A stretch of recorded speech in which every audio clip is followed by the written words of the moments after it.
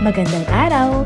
Sama-sama tayong matuto sa Teacher Sal Learning Resource Channel. Revised K-12 Curriculum, Filipino 3, Quarter 1, Week 5. Ang ating paksa ay pagbubuod ng tekstong naratibo. Masayang araw mga bata, tinalakay natin noong nakaraang linggo ang salitang nag-uugnay sa salita o parirala. Ito ay pangatnig. Magbigay kayo ng mga pangungusap na ginagamitan ng panandang nag-uugnay sa salita o parirala. Mahuhusay, tiyak na magiging masaya at makabuluhan ang araw na ito. Kaya naman, bilang paghahanda, halina at simulan natin. Ano ang responsibilidad ng isang bata? Magbahagi sa klase. Bilang isang bata, paano mo maipakikita ang iyong pagmamahal? Mahuhusay, tayo ay magpatuloy na sa susunod na gawain. Ngayon naman ay palawakin natin ang salitang pagmamahal. Gamit ang word association organizer, tukuyin natin ang iba pang salitang maaaring iugnay rito. Pagmamahal, maaaring iugnay ang salitang pagkalinga, pag-unawa, katapatan, at pag-aaruga. Magaling ang inyong mga ideya. Ngayon naman ay alamin natin ang kasalungat ng salitang pagmamahal gamit ang organizer. Pagtugmain ang mga salita. Pagtugmain ang mga salitang magkasalungat. Akyat, likuran, mataas, nakaligtas, iniwan, harapan, napahamak, baba, isinama, mababa. Sitwasyon, ibahagi ang inyong karanasan tungkol sa mga sitwasyon na ito. Magkaibigang hinahabol ng aso. Kaklaseng walang baon.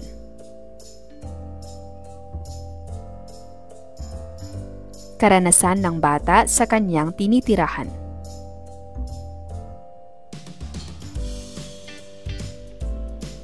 Nakakita na ba kayo ng taong nangangailangan ng tulong? Anong ginawa nyo sa kanila? Mahusay ang inyong mga kasagutan. Ngayon naman ay alamin natin ang parabolang tungkol sa pagmamahal sa kapwa. Atin itong basahin.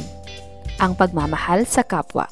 Matatagpuan sa Biblia sa libro ng Juan, Kapitulo 15, versikulo 12.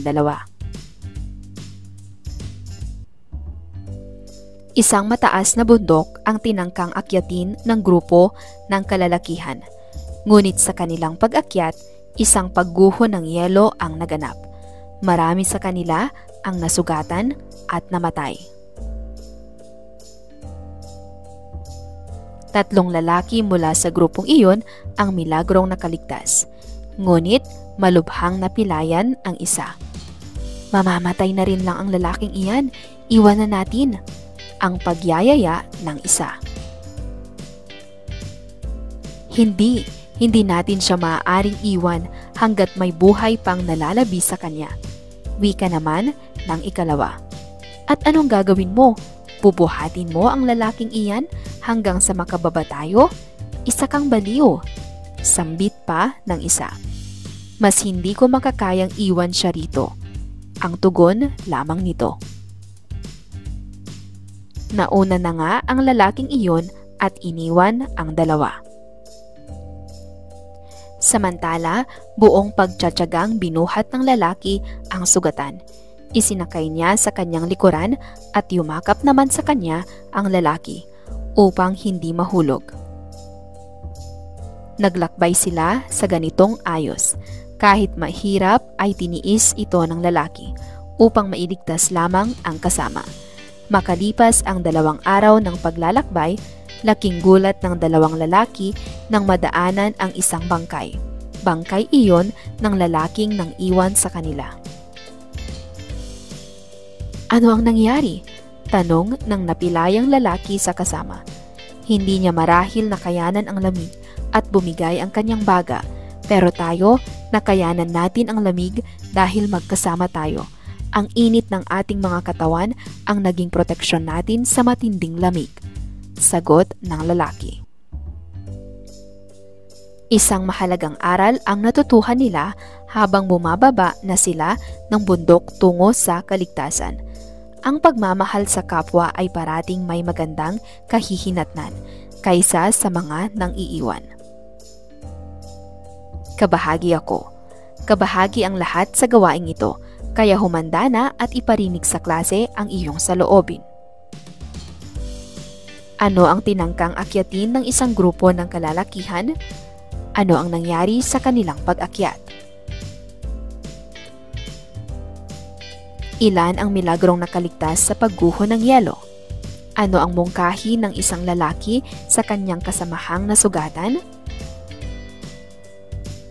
Bakit hindi iniwan ng isang lalaki ang kasamahang sugatan? Ano ang higit na nangibabaw sa kanya? Anong aral ang nais iparating ng parabola sa inyo bilang mga bata? Ang pagbubuod ng teksto ay tinatawag ding lagom ng diwa o pinaikling bersyon ng tekstong nabasa o napakinggan. Hahatiin natin ang klase sa 4 na grupo. Bawat grupo ay bibigyan ko ng pangyayari mula sa parabolang binasa. Ibuod ninyo ang mga ito. Ibuod sa isang pangungusap ang piling pangyayari mula sa parabola. Para sa unang pangkat, mamamatay na rin lang ang lalaking iyan. Iwan na natin ang pagyayaya ng isa. Hindi natin siya maaaring iwan hanggat may buhay pang nalalabi sa kanya. Wika naman ng ikalawa. Ibigay ang buod. Para sa ikalawang pangkat, samantala, buong pagtsatsagang binuhat ng lalaki ang sugatan. Isinakay niya sa kanyang likuran at yumakap naman sa kanya ang lalaki upang hindi mahulog.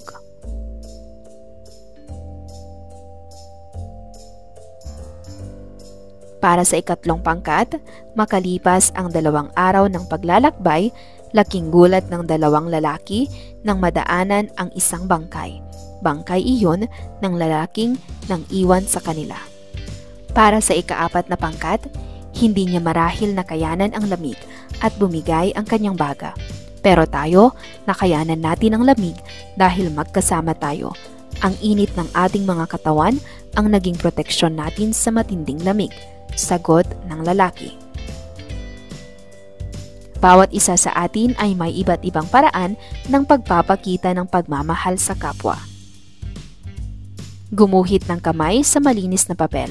Sa loob nito, isulat ang mga bagay na kaya mong gawin para maipakita ang pagmamahal sa kapwa o poong may kapal. Pagkatapos masulatan ng bawat daliri, buuin ang diwa nito sa isang pangungusap.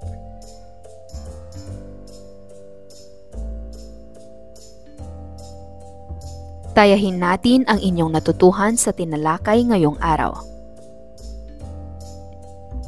Basahin at unawain ang pahayag sa bawat bilang. Isulat ang titik ng tamang sagot sa sagutang papel. Iligtas natin siya hanggat may buhay pa siyang nalalabi. Ano ang kasalungat ng salitang nalalabi? A. Natitira, B. Nawala, C. Nakuha.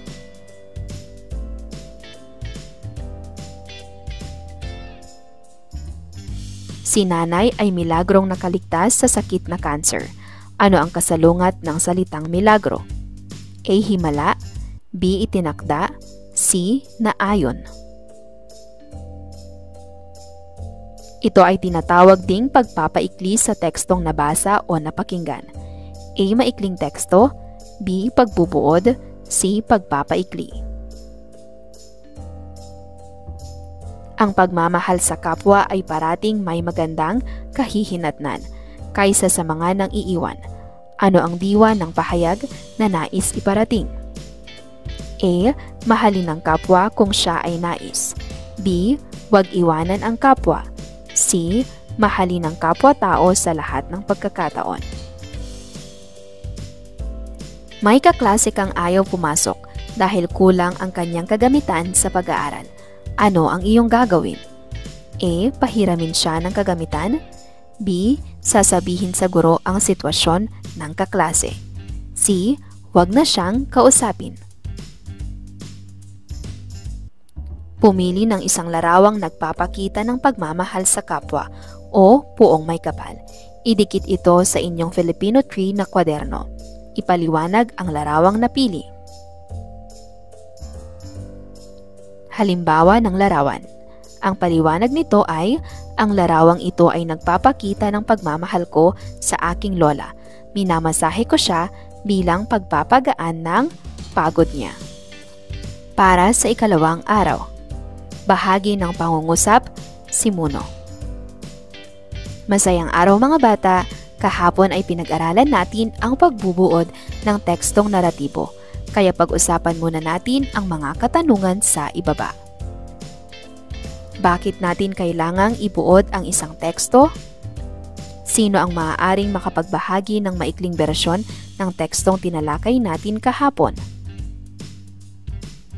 Mahuhusay, tiyak na magiging masaya at makabuluhan ang araw na ito. Kaya naman, bilang paghahanda, halina at simulan natin.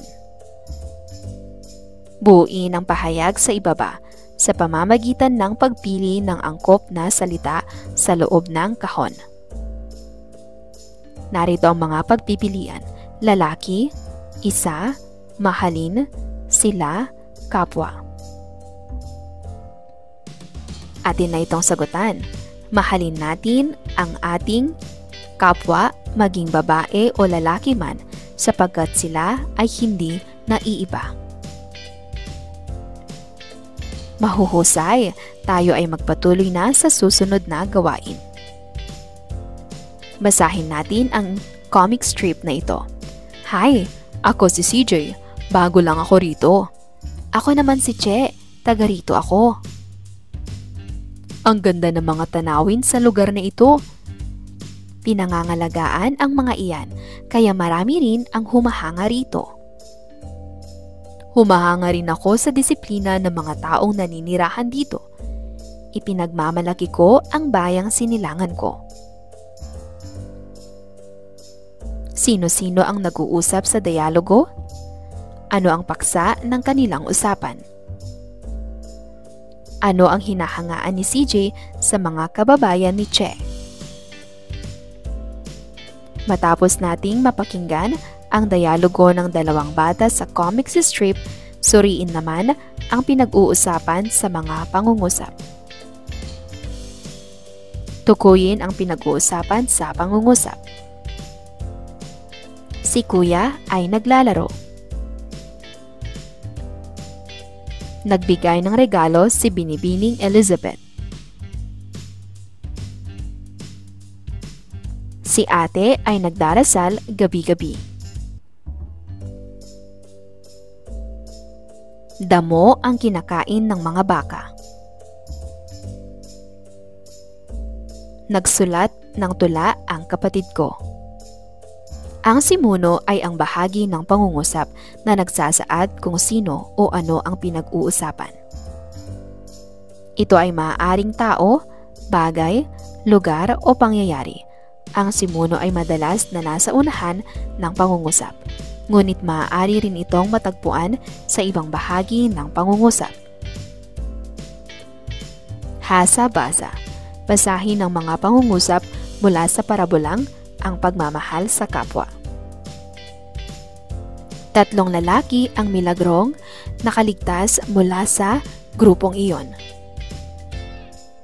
Maraming tao ang nasugatan at namatay. Isang mataas na bundok ang tinangkang akyatin ng grupo ng kalalakihan. Mas hindi ko makakayang iwan siya rito. Magaling! Kayang-kaya na ninyong tukuyin ang paksang pinag-usapan sa pangungusap. Subukin pa nating muli ang inyong natutuhan. Sipat suri. Basahin at suriin ang simunong ginamit sa pangungusap. Isulat ang S kung ang may salangguhit sa pangungusap ay simuno at H naman kung hindi. Gawin sa sagutang papel. Halimbawa, ang mga ibon ay lumilipad sa himpapawid. Si Lorna ay mahilig gumuhit. Sila ang tumulong sa mga nasalanta ng bagyo. Sa Luneta nagtutungo ang mag-anak upang mamasyal. Ang mga gulay ay masustansyang pagkain. Si Lolo ay nagbabasa ng dyaryo tuwing umaga. Nagbigay ng bigas ang mayamang pamilya. Sanayin pa, hatiin natin ang klase sa 4. Gamit ang mga larawan, bumuo ang bawat pangkat ng sariling pangungusap. Para sa unang larawan, si Angelica ay may hawak na rosas. Para sa unang pangkat, gamitin ang salitang upuan. Sa pangalawang pangkat, gamitin ang salitang bundok. Pangatlong pangkat, nagmamano. Ika-4 na pangkat, watawat. Isulat sa sagutang papel ang simuno sa pangungusap. Halimbawa, kumakain ng gulay si Nilo. Ang simuno ay si Nilo. Unang bilang, si Ginoong Balbin ay nagbigay ng payo sa kanyang klase. Sumasayaw si Den. Si Mang Sendo ay nagsasaka. Nagtitinda ng mangga si Maria. Si Luz ay nagluluto ng hapunan. Tayahin natin ang inyong natutuhan sa tinalakay ngayong araw. Basahin ang pangungusap sa bawat bilang. Isulat ang simuno sa sagutang papel. Ang mga kalalakihan ay nagtakbuhan. Sina ate at kuya ay nagtulungan sa paglipat ng gamit sa bahay. Mabilis tumakbo ang mga bata sa palaruan. Si Maria ay masipag maghugas ng plato. Humanga ang hurado sa husay umawit ng mga kalahok. Sumulat ng 5 makabuluhang pangungusap sa kwaderno sa Filipino Tree. Sa langguhitan ang paksang pinag-usapan. Halimbawa, si tatay ay mahusay magpinta.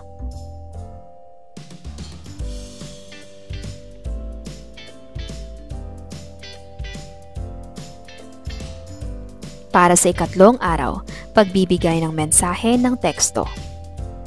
Masayang araw mga bata, kahapon ay tinalakay natin ang bahagi ng pangungusap na nagsasaad ng paksang pinag-usapan. At ito ay simuno. Magbigay kayo ng mga pangungusap. Pagkatapos, tukuyin ninyo ang pinag-uusapan dito. Mahuhusay, tiyak na magiging masaya at makabuluhan ang araw na ito. Kaya naman, bilang paghahanda, halina at simulan natin sa isang laro. Pasa mensahe. Panuntunan sa laro. Hatiin ng klase sa 4 na pangkat. Pumili ng isang kinatawan mula sa bawat pangkat. Tatanggap ng papel na may mensahe ang napiling kinatawan. Ibulong ang mensahe mula sa unahan ng linya hanggang sa huling kasapi. Isulat ng huling kasapi sa pisara ang mensaheng kanyang narinig. Mahuhusay, tayo ay magpatuloy na sa susunod na gawain. Matapos ang masayang laro natin, tayo naman ay manood ng maikling video. Ang pamagat ng video ay Sona, pagtulong ng mga bata sa isang lolong sorbetero, umantig sa damdamin ng mga netizen. In-upload ng GMA Integrated News. Tungkol saan ang pinanood? Sa inyong palagay, bakit kaya naisipan ng mga bata na tulungan ang matanda? Kung ikaw ang nasa kalagayan ng mga batang nasa video, gagawin mo rin ba ang kanilang ginawa? Bakit? Ipaliwanag ang iyong sagot. Alin sa ginawa ng mga bata sa video ang hindi mo nagustuhan? Hanap salita. Hanapin sa palaisipan ang kasalungat ng mga salitang nasa libro. Halimbawa, ilalim, ibabaw. Mataas, inagaw, nilampasan, estranghero, ginulpi.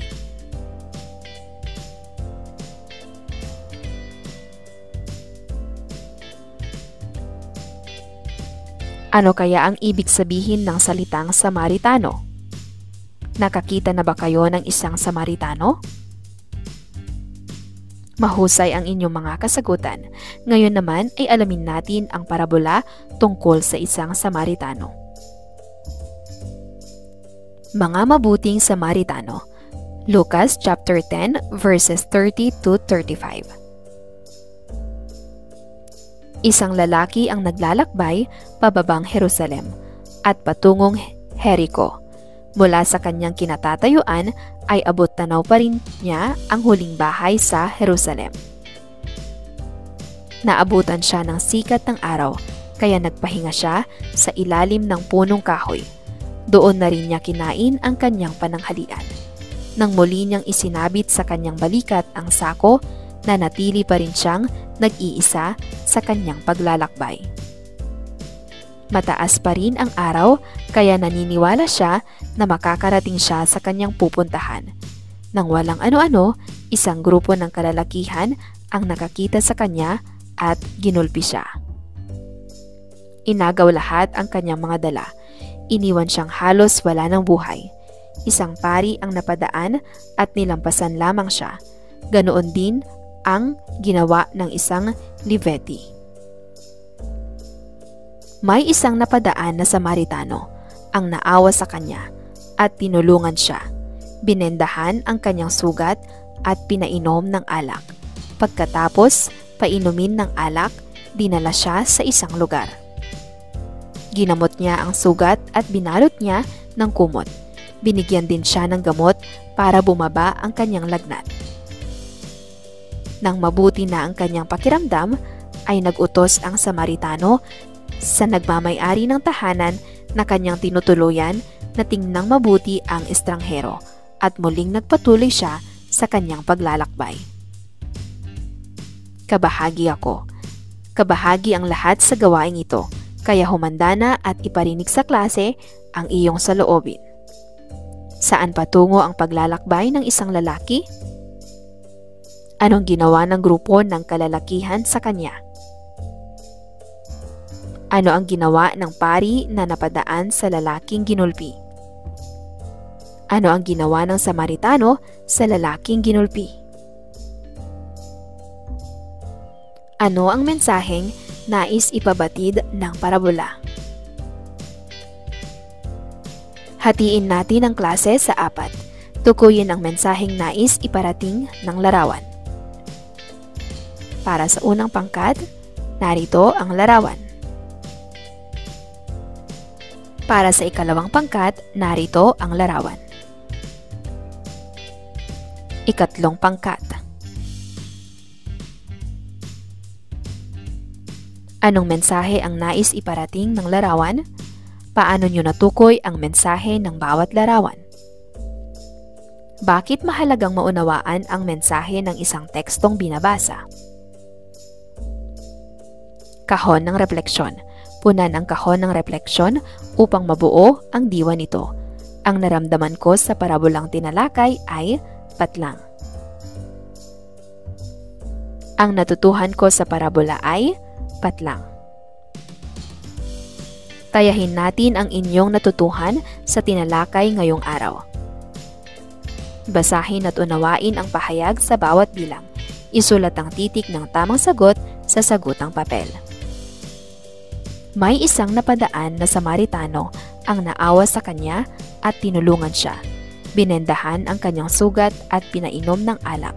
Pagkatapos painumin ng alak, dinala siya sa isang lugar. Ginamot niya ang sugat at binalot ng kumot. Binigyan siya ng gamot para bumaba ang kanyang lagnat. Anong mensahe ang nais ipabatid ng mabuting Samaritano nang tulungan niya ang lalaking sugatan?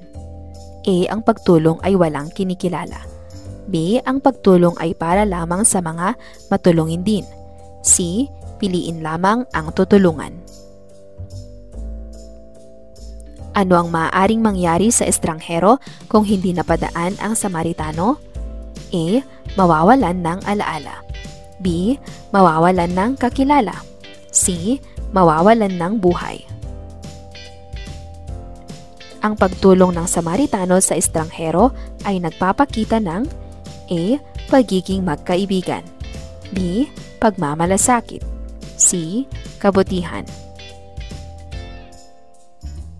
Anong mensahe ang nais iparating ng Samaritano sa may-ari ng bahay? A. Pakainin ang estranghero. B. Alagaan ang estranghero. C. Kupkupin ang estranghero. Anong kaisipan ang nais ipabatid ng parabolang binasa? A. Tulungan ang kapwa. B. Alagaan ang kapwa. C. Kaibiganin ang estranghero. Ipaliwanag ang mensaheng nais ipahayag ng kataga sa ibaba. Isulat sa kwaderno sa Filipino Tree. Ang pagtulong ay walang hinihinging kapalit. Ang ating paksa ay bahagi ng pangungusap na panaguri. Masayang araw mga bata, tinalakay natin kahapon ang pagtukoy sa mensahe ng tekstong naratibo, kaya bigyang diin natin ang mga katanungan. Ano ang pamagat ng tekstong tinalakay natin kahapon? Ano ang mensaheng nais iparating sa tekstong tinalakay? Ibahagi sa klase.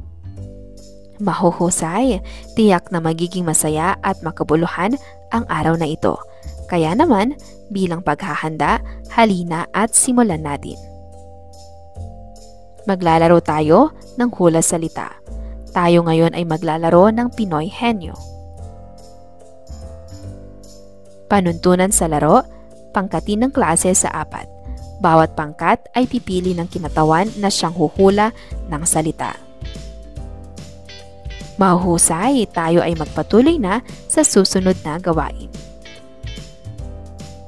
Ngayon naman ay pakinggan natin ang usapan ng magkaibigan. Ito ay isang video na in-upload ni Jomelyn De Luna Palaganas. Ang pamagat nito ay pag-uusap ng magkaibigan. Narito ang YouTube link. Sino ang dalawang magkaibigang nag-uusap? Ano ang paksa ng kanilang usapan? Nagkakaunawaan kaya silang dalawa? Matapos nating maunawaan ang usapan ng dalawang bata sa video, dumako naman tayo sa pagtukoy ng paksang pinag-usapan sa pangungusap. Pagmamahal. Tukuyin ang nagbibigay turing sa paksang pinag-usapan sa pangungusap. Ang pamilya ay masaya. Siya ang haligi ng tahanan. Siya ay nag-aalaga ng kalabaw at baka. Si Karen ang nanalo sa paligsahan. Ang batang si Ben ay mahusay maglaro ng chess. Ang panaguri ay bahagi ng pangungusap na naglalarawan sa paksang pinag-uusapan o simuno. Ito ay maaaring matagpuan sa unahan, gitna, o hulihan. Hasa-basa. Basahin ang mga pangungusap mula sa parabolang Ang Mabuting Samaritano. Ginulpi siya ng kalalakihan. Binendahan ang kanyang sugat at pinainom ng alak. Ginamot niya ang sugat at binalot ng kumot. Nagpahinga siya sa ilalim ng punong kahoy. Doon na rin niya kinain ang kanyang pananghalian. Mahuhusay, kayang-kaya na ninyong tukuyin ang panaguri sa pangungusap. Subukin pa nating muli ang inyong natutuhan. Iguhit ang puso kung ang may salangguhit sa pangungusap ay panaguri at bituin naman kung hindi. Gawin sa sagutang papel. Halimbawa, ang mga ibon ay lumilipad sa himpapawid. Ito ay puso dahil ang lumilipad sa himpapawid ay panaguri.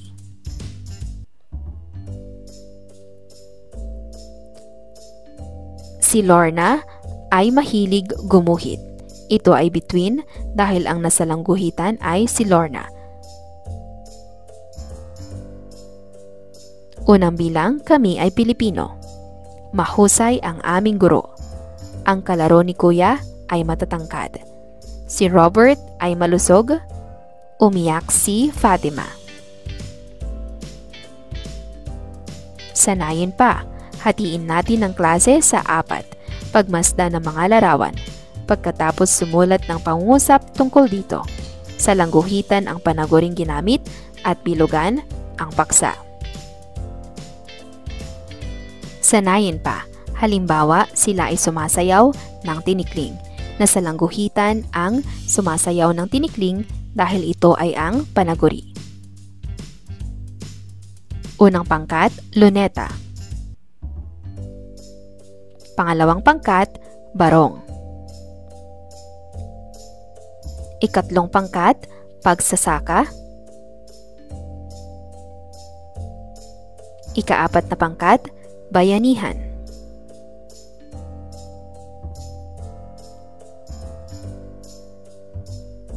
Buuin mo ako. Ang panaguri ay ang patlang. Mahalagang bahagi ito ng pangungusap sapagkat patlang. Tayahin natin ang inyong natutuhan sa tinalakay ngayong araw. Pagmasda ng larawan, isulat sa sagutang papel ang panaguring ginamit sa pangungusap. Ang bulkang Mayon sa Bicol ay maganda. Ang dagat sa Boracay ay malinis. Si Lucia ay nagwawalis. Ang dahon ay malaki. Si Nita ay matalik kong kaibigan. Sumulat ng 5 makabuluhang pangungusap sa kwaderno sa Filipino Tree. Salangguhitan ang panaguri. Halimbawa, si nanay ay masarap magluto.